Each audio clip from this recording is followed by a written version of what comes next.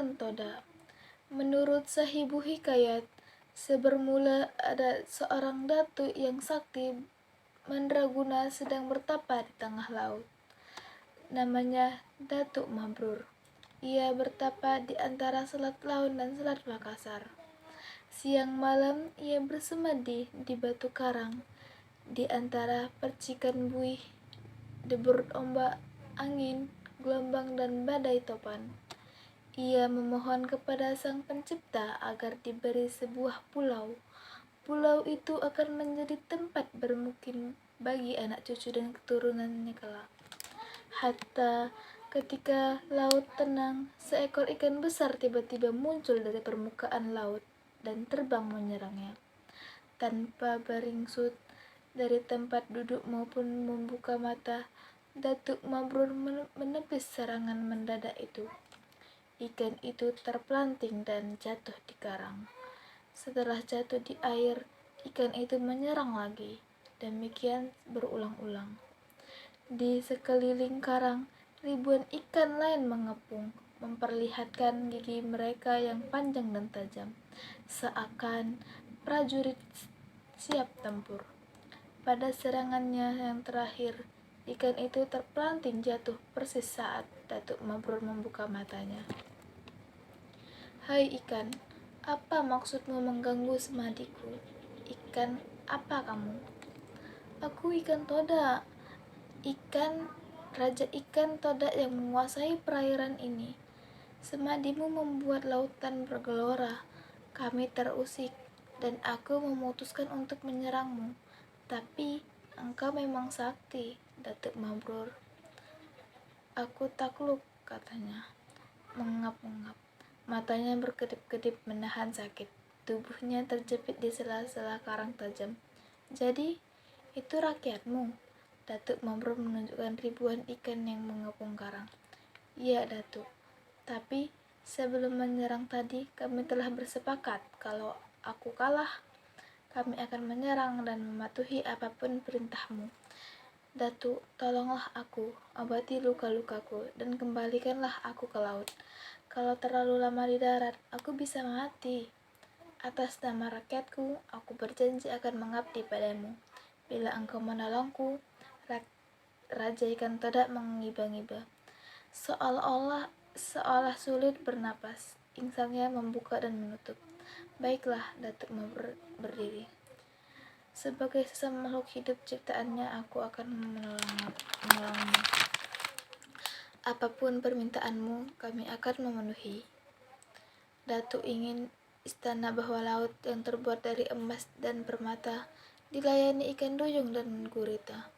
Ingin berkeliling dunia bersama ikan paus dan lumba-lumba. Tidak, aku tak punya keinginan pribadi, tapi masa depan anak cucuku nanti. Lalu Datuk Mabrur menceritakan maksud pertapannya selama ini. Akan kukerahkan rakyatku, seluruh penghuni lautan dan samudera, semua matahari terbit besok pagi, impianmu akan terwujud. Aku bersumpah, jawab Raja Ikan Toda. Datuk Mabrur tak dapat membayangkan bagaimana Raja Ikan Toda akan memenuhi sumpahnya itu. Baiklah, tapi kita harus membuat perjanjian. Sejak sekarang kita harus sajian seiring sejalan. Seisa kata sampai ke anak cucu kita. Kita harus rakyat mufakat, membantu bahu-membahu. Setuju? Setuju, Datuk, sahut Raja Ikan Toda yang tergejolak lemah. Ia sangat membutuhkan air.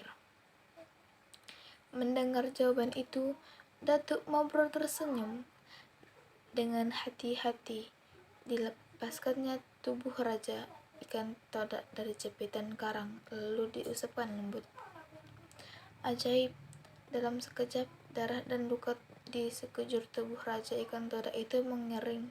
Kulitnya licin kembali seperti semula, seakan tak pernah luka.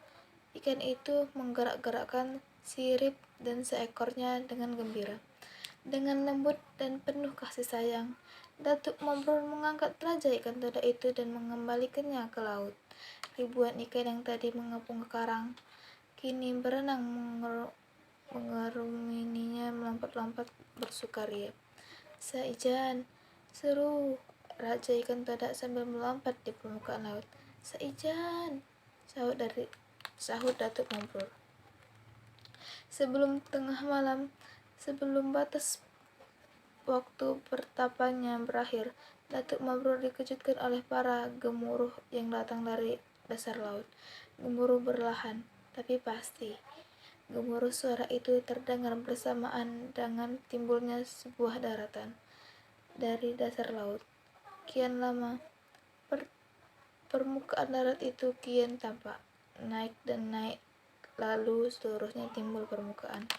Di bawah permukaan air, ternyata jutaan ikan dari sebagian jenis mendorong dan memunculkan daratan baru itu dari dasar laut sambil mendorong.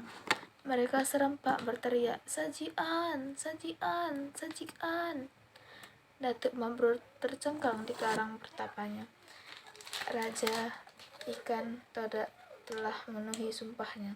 Bersama dengan terbitnya matahari pagi, daratan itu telah timbul sepenuhnya, berupa sebuah pulau lengkap dengan ngarai, lembah, perbukitan, dan pergunungan. Tanahnya tampak subur, pulau kecil yang makmur. Datuk Mabrur senang dan gembira.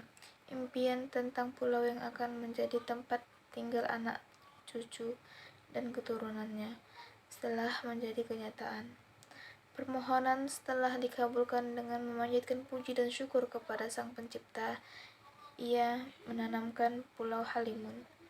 Alkisah Pulau Halimun kemudian disebut Pulau Laut, sebab ia timbul dari dasar laut dan dikelilingi laut. Sebagai hikmahnya, kata Saijan dan Ikan Todak dijadikan slogan dan lambang pemerintah Kabupaten Kota Baru. Terima kasih.